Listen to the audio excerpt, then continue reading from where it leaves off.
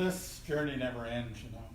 And the learning, the letting go of the incrustations, all that stuff. It just, you know, we've been at this, I've been at it 45 years. And lots of ups and downs and all arounds and all that stuff. So I had a really interesting experience the last couple of days where I got really anxious and very frustrated. And I had very high expectations about some things around the church, actually, and some of the events we're putting on, and I'm feeling responsible, and I'm getting all wound up about it. And my guides came, or one of my guides came to me and said, why are you placing so many expectations on yourself? Why do you need to do that? Because when we pray to be a channel of love and to be in the love, then what you're asking is to be attuned to God's will, not your own. So they were showing me that when these expectations come up and when all this mindal stuff comes up from, you know, way back in my past, you know, just keeps emerging, this pattern, they're saying you're not listening to your soul, you're listening to your mind. That the soul knows, and whatever is meant to be, whatever is meant to unfold in your life, if you go to your soul, it's going to unfold in harmony if you don't block it. So that's the big advantage of mediumship, or in other words, connection with your guides. You get the information you need. And when you got the information you need, and I don't want to exclude God in this because it's all part of a package, you know. It's not just spirit, it is the source of all and his love and all that stuff. It's all part of this. So I really had a sense of how, you know, I'm just assuming that I'm doing God's will in this regard, what that issue was with me. But no, I wasn't. I was still my own. I had these big expectations about things. And it made me really cranky. Like things were not going my way. And anxious, like this fear of failure and all kinds of things that were coming up for me. But I got a lesson out of it, a very clear lesson about how when we're asked to release the barriers and to awaken the soul, these elements of expectation, these kind of perfectionistic parts of our mind of how we should be and how life should be and all of that stuff start falling away. Those are the incrustations and the loops and patterns of our mind. So when you recognize it, then this is a great gift. This is a great gift from God. God is showing you, okay, that's the next phase. And I know I'm not going to be able to let go of all my expectations just like that, that's kind of, this human quality that we all have is very powerful in our minds. But to have the capacity to receive a download, a message, understanding like that is the goal here. Because that can help you to progress so much quicker than just reading a book, or when you have a personal experience and a personal insight into your own self, a real honest look,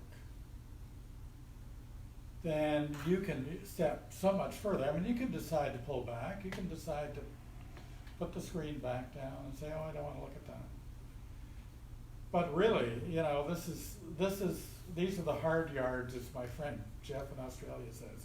The hard yards, you've got to make those efforts that are not easy. It's lovely to sit in divine love and feel the upliftment and the joy and the blessing of it. And we're all entitled to that. Every soul on earth is entitled to that experience if they would allow it. But what comes from that, and I think I was talking about that last week, what comes from that is a responsibility to be honest and to look. And yes, have joy, of course, have joy, we're alive, this is great. But also, if you really want change in your life, if you really want to let go of some aspects of yourself that are holding you back or know that it's not making you happy, I mean, I guess those are expectations, but anyway, contradicting myself. It's the power of that love that's going to help flush it through. And when it flushes through, it comes to consciousness. So it's in, up, out. That's how it works. The power of the love, that's the good, we get this feeling, this sense of upliftment, of expansion, of joy, of love, of God's presence, of the wonderment of it all. And then God gives you the opportunity to just step a little further, just like a little baby step. A little further and a little further. These little insights that come. And to really be serious about spirituality, I think this is a very important issue. It's about being honest with yourself. It's about having a good look. It's not about being pretentious and saying, I have this and I have that and I have this and all of that. I mean, that's fine. That's all good because we all want to know things and have those experiences with spirits and all of that. I mean, there's nothing wrong with that. But it's got to match your own condition. And that's what brings you there. As you do the hard yards, and you truly want to awaken in love and truly express love, especially to yourself, then that's what gets you there. The prayer, of course. I don't want to leave that out because that's the beginning. And then the reception of these energies, and then the recognition of the joy and the beauty of what it is that God wants to give all of us. And in abundance that you could not possibly comprehend at our stage of awareness. You just couldn't comprehend it. And then what we give back to God is the release of our pain. That's what we give back to God. And that's where true love comes in, when you say, God, I love you. God, I wish to release these conditions that are not of you, that are not of love, that are not of light. And this is my gift to you, because your gift to me is your love that will let me do that. It will give me the strength and the capacity to release it. So it's a powerful journey, and it's not one you do 15 minutes a day. It eventually becomes a daily, full day, a full life of doing this. Not that you're obsessed, but every opportunity in a day will give you something where you can progress a little further, you can step up a little more, you can get a little closer to God, a little closer to your own soul. And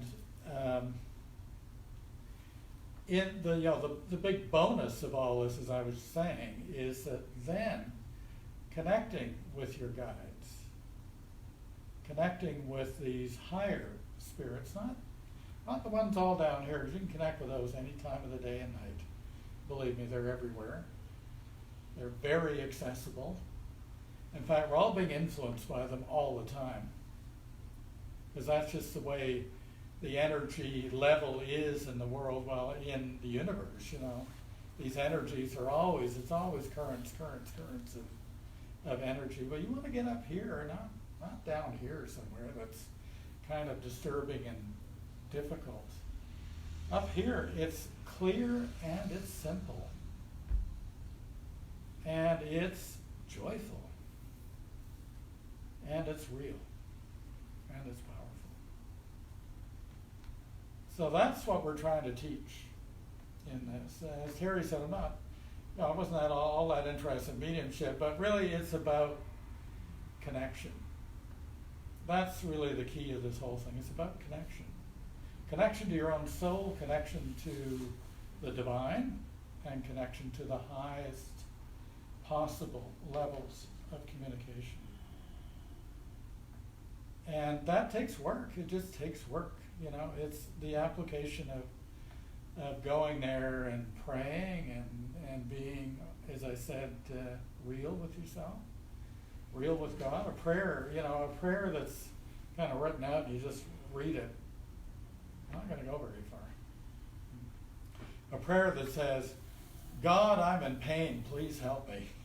That will go somewhere, because it's real. It's got the emotion, it's got the feeling, it's got the insight, whatever that prayer is. So it's a double-edged sword. There's all the lovely, lovely, beautiful experiences of God's touch upon our souls. And then there's the harsh reality of the human condition that we all have to deal with. And we gotta make that metamorphosis, Yes. And it's I don't know whether you guys know, I'm just watching on Netflix this Dark Crystal series, and it's about the good part and the bad part are separated, and they have to come together and merge and transform. It's kind of like that. And anyway, I promise I wouldn't talk so much. But now you got us interested, so tell us more. Maria's. The dark. What is Maria? I just wanted to say, I know that I kind of shared before, but I don't feel that I shared in the energy that was shared today. I just wanted to say two things. One thing is I felt pulled after hearing everybody. I found about this church from my brother way back in the 96, 97. He was coming here. He passed away a couple of years ago, and I got a call to come to this church. And I was looking, I didn't think that I was looking. And yet in my life, with my friends that I have, I feel very limited because they've known me for so long. They have preconceived notions about who I am. And just in the energy of sharing, I just wanted to say that I found out about this Divine Love group through coming to this church. And I wanted to acknowledge what this church has given to me, the gift of finding all of you, and many different kinds of activities, to come and just get away from my kids. And whether it's a full moon circle thing that's happening tonight at 7:30, or whether it's connecting with you guys, which has been, wow. I mean, when I heard about that was just, that's a prayer group. I'm there. So I wanted to make sure that I acknowledged the gift that this church has been to me, and extend that to you, wherever you live, whether it's not this church or another spiritualistic church, but that there are things that you can come to on different days of the week, not just this that's in Gibson's, and it was one thing I wanted to invite you to from my gift that was given to me with this church. And the other thing I wanted to say was I did have a bit of an experience this week. On Saturday night, actually, was my birthday, and my friend, after we went out for dinner, she said, let's go to the casino. And I had this awareness. I said to her, okay, I don't gamble, gamble. I'm going to spend $10. So anyhow, I said to her, so I got a new card, and it just came to me, and I thought, I wanted to ask my angels, So I thought, it just was surprising. Celestials hang out there all the time. Yeah, Oh yeah, it's their favorite place. So I had the awareness, and I thought, okay, why don't I ask, what machine can I go to win some money? Because you have to know the right question. So anyhow, and I just got over there, and I thought, oh my goodness, is there even machines over on that wall? So we walk around with my friend, and I'm like, okay, what color do I need to look for? And it was purple light comes on. And I'm like, okay, well, I'll go over, I put in my $10, I press once, nothing, and then I thought, okay, I'll go up one more bet. I press and it starts ding, ding, ding, ding, ding, and my friend who I'm with, who's an accountant, and the person who does my taxes goes, you just won $18. And I go, no kidding. She goes, yeah, take it and run. I go, no kidding. So we took it and ran. So a little while later, she goes to me, maybe I should bet, do you think I should bet $10? And I go, sure. And so she goes to bet it, and I go, you know what I did? She goes, what? This brings me to my whole point. I go, I asked my angels to tell me, what thing would give me money. Oh, come on. She goes to me, and I thought, see, I have friends that are not in that vein, who I could preach to, they are not there. And they're lovely people. And yet to be able to find other people to resonate with. And I'm not saying this church is perfect or anything like that, but just to be able to, you know, I come here, I see like Ellen, who I resonate with, I see like Betty, and there's just such an, the other point I wanted to make was there's such a resonance when you hang out with other people who are of the same heart. That sometimes you don't even have to talk. Just to be seen is a support like I cannot articulate. And I just wanted to say thank you everybody for being here. And please come and check out our church, or check out a church, and you know, and know that even in the world there are people who are not maybe of the same resonance or of the same level, but that, you know, you can, you know, be with and in that company feel supported. And thank you. Thank you, Maria. All right, everybody, it's Right, time.